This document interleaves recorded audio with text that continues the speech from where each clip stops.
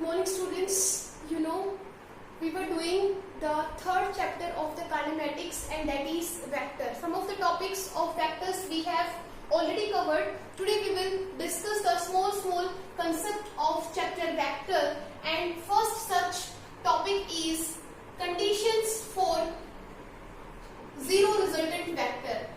Conditions for zero resultant vector.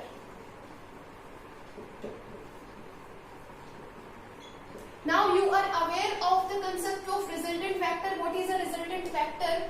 So what would be the conditions for zero resultant vector? Let us suppose, students, we are given with three vectors, vector A, vector B and vector C. These are the three vectors which are acting on a point object at the same time.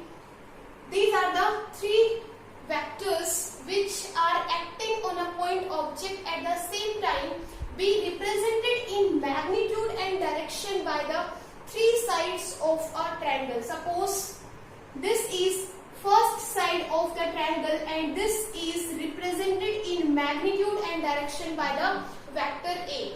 This is the second side of the triangle which is represented in magnitude and direction by the second vector, vector B. And this is the third side of the triangle which is represented in magnitude and direction by the third vector, vector C. So these are the three vectors which are acting on a point object at the same time, be represented in magnitude and direction by the three sides of a triangle taken in same order. Taken in same order.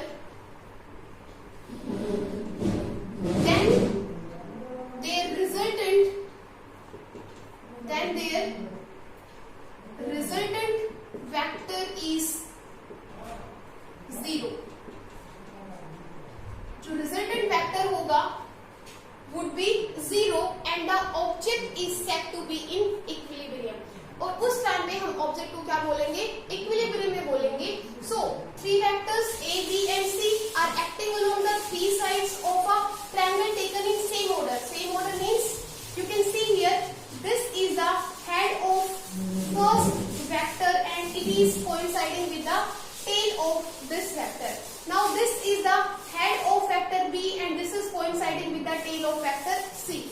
Here head of vector C is coinciding with the tail of the vector A and this order is known as same order. Here the resultant vector is 0 and the object is said to be in equilibrium.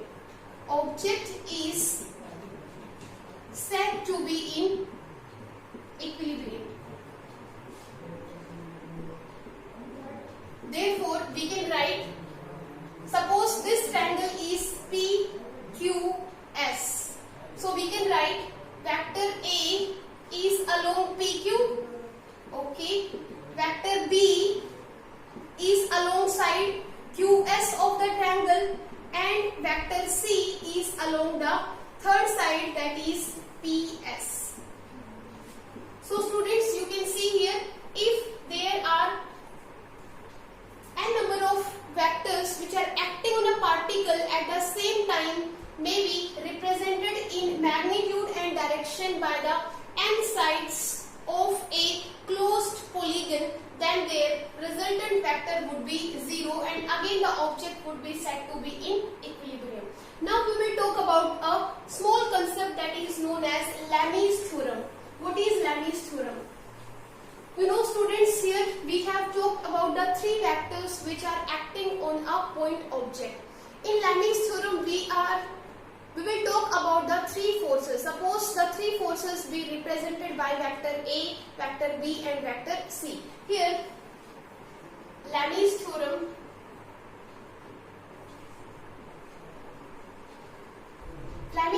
states that if three forces, force A, force B and force C, are acting on a particle at the same time, are said to be in equilibrium, then the force would be proportional to the sine of angle other two forces. Let us see here. Suppose A, B and C are the three forces which are acting on a particle are in equilibrium. So suppose these are the three forces. This is force A, force B is along this, and this is force C. The angle between the forces B and C is alpha. This is alpha. The angle between the forces A and C is beta. A and C is beta. And the angle between the forces A and B is gamma. This angle is gamma. So students,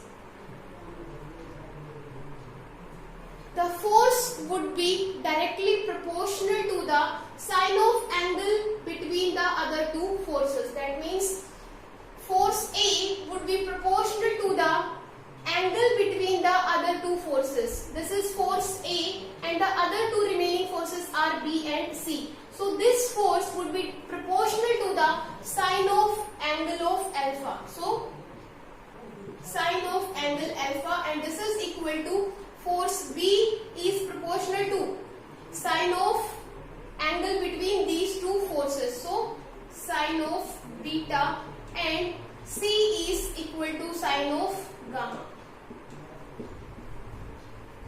This theorem is known as Lami's theorem. Students, one more thing I want to convey here. The object is said to be in equilibrium if object is said to be in equilibrium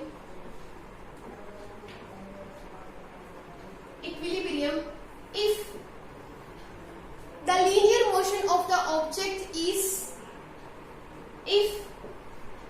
or we can write, if there is no linear motion of the object. Second, if there is no rotational motion of the object.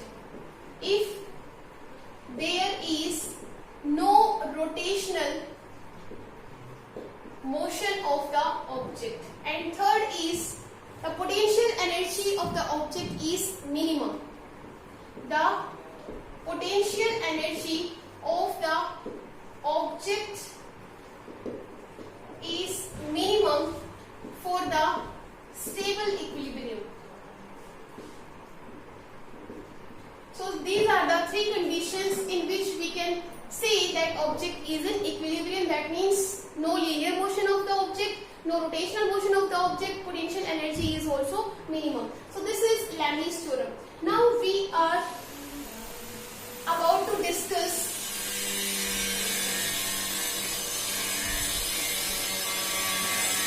some important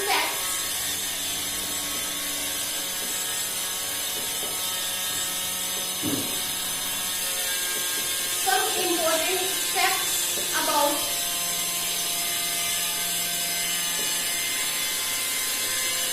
vector addition.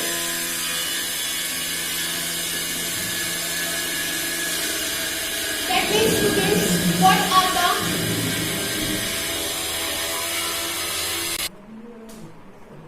some important facts about the vector addition? That means, what are the facts which we have to learn about the vector addition? And first fact is vectors of same nature,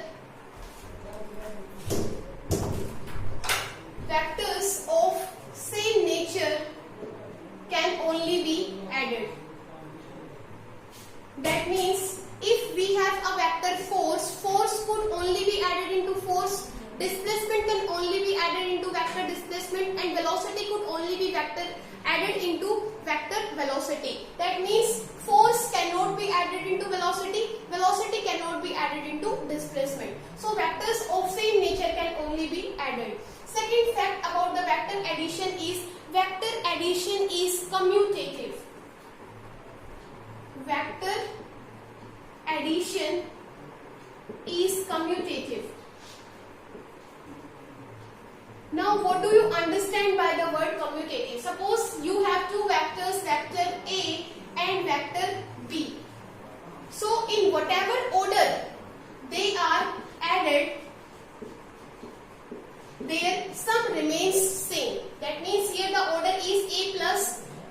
A plus vector B. Here the order is vector B plus vector A. So in whatever order the two vectors are added, their sum remains same.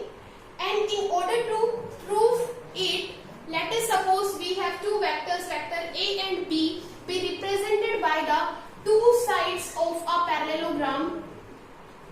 This is a parallelogram. This is first side of the parallelogram. This is second side of the parallelogram. The two sides of a parallelogram be represented by the two vectors, and you know the resultant of the two sides of a parallelogram would be diagonal. So resultant of the two vectors would be along the diagonal, and if I complete this parallelogram, it would be like this. So if I give it a name P, Q, S, T, we have a parallelogram P, Q, S, T in which two sides of the parallelogram are represented by the two vectors, and diagonal will be the resultant of the two sides. That means we can write this diagonal would be equal to the sum of two vectors A and B. Now students, you know, and we can prove it also. Let us take triangle. In triangle QST, you know, if this side, you know, in a parallelogram, this side is parallel and equal to this opposite side. This side PT is equal and parallel to QS. So if this is A, this would also be A. If this is B, this would also be B. So in triangle QTS, we know that ST, or you can write QT is equal to ST plus QS. ST is represented by A and this is represented by B. So QT, from this triangle we got equal to A plus B, and this is first equation. Now we would take the triangle PQT. In triangle PQT, you know, again QT is diagonal and this is given by PT plus PQ. PT is represented by vector B and this is represented by, this is equal and opposite to ST, so this is equal to A. So this is second equation, and you know, from first and second, if left hand side is equal, right hand side would also be equal. So A plus B, sum of two vectors is equal to B plus A. This is known as vector addition is commutative. Next such fact about the vector addition is, vector addition is, students, associative.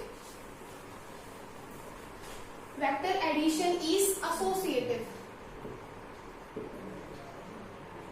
And what do you mean by this vector addition is associative? Means whenever the two vectors are added in any grouping, suppose this is vector A plus vector B and this is vector C. So this would also be equal to the vector A plus vector B plus C. This is known as vector addition is associative. That means in whatever grouping they are added, in whatever grouping the three vectors be added, their sum remains same. Either you can write A plus B plus C. This would also be equal to A plus B plus C. Let us see the proof of this vector addition to be associative. If vector addition is associative, and in order to prove it, let us suppose we have three vectors, vector A, vector B and vector C, be represented along the three sides of a polygon. Suppose this is a polygon, this is vector A, this is vector B, this is vector C, and you know, by polygon law of vectors, the resultant of this polygon would be this side is known as resultant vector according to the law of vector law of polygon. So this is given as resultant vector R. If this is a polygon, let us give it a name P, Q, S, T is a polygon.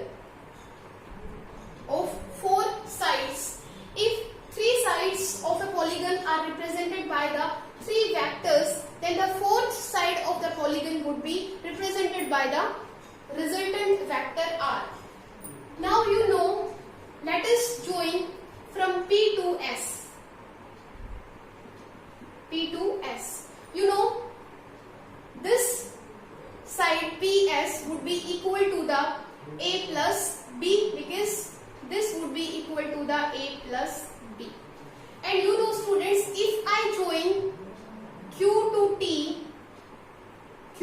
T, so this PS is equal to the vector sum of A plus B, because this is the third side and this would be equal to the sum of the two vectors A plus B. Now QT would be equal to the, this is QT and this would be equal to the vector sum of B plus C. So this is equal to the B plus C. Now students, we will take two triangles. We will take the triangle PQT in triangle PQT, and we will take one more triangle, that is PTS in triangle PTS. You may see here in triangle PQT, that means this triangle.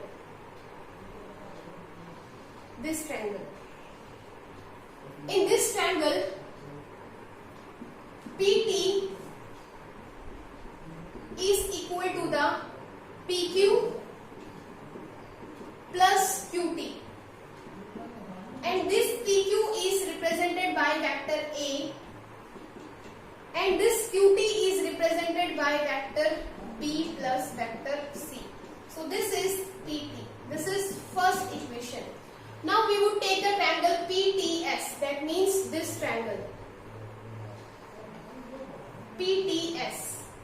In PTS, again PT is equal to